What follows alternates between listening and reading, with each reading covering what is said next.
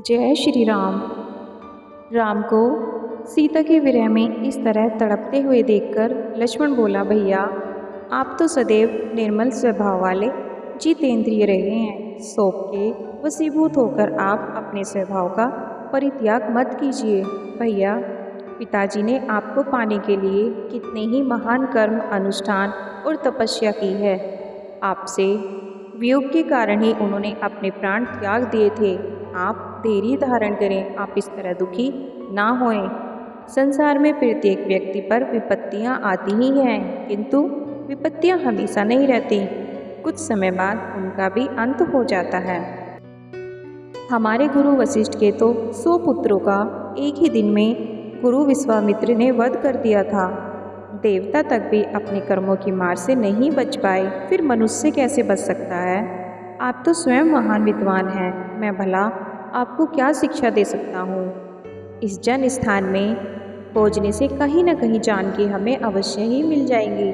लक्ष्मण के ये वचन सुनकर राम ने अपने आप को संभाला और लक्ष्मण के साथ सीता की खोज में खरदूषण के जन स्थान की ओर चल पड़े।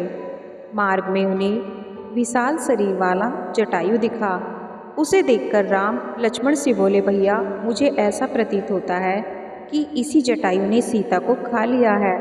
मैं अभी इसे यमलोक भेजता हूँ। ऐसा कहकर क्रोधित राम ने जैसे ही जटायु पर धनुष बाण चलाने को तैयार हुए तो जटायु बोला, आयुष्मान, अच्छा हुआ कि तुम आ गए।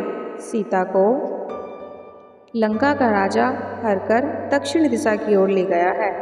उसी ने मेरे पंखों को काटकर मुझे बुरी तरह से घायल कर दिया है। सीता की पुकार सुनकर मैंने उसकी सहायता के लिए युद्ध भी किया।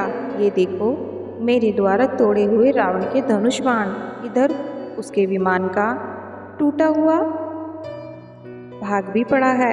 यह रावण का सारथी भी मरा पड़ा है। परंतु उस राक्षस ने मुझे मार मार कर मेरी यह दशा कर दी है। रावण विश्रवा का पुत्र और कुबेर का भाई है। इतना कहकर जटायु के प्राण पखेरु उड़ गए। जटायु के प्राणहीन रक्त रंजित शरीर को देखकर राम अत्यंत दुखी हुए और लक्ष्मण से बोले, भैया मैं कितना अभागा हूँ। राज्य छिन गया, घर से निकाल दिया गया, पिता का भी स्वर्गवास हो गया और सीता का अपहरण भी हो गया, और आज पिता के मित्र जटायु का भी मेरे कारण निधन हो गया। ये सब मेरी वजह से ही हो रहा है। इनकी मृत्यु का मुझे बहुत दुख है। तुम जाकर इनके अंतिम दाह संस्कार की तैयारी करो।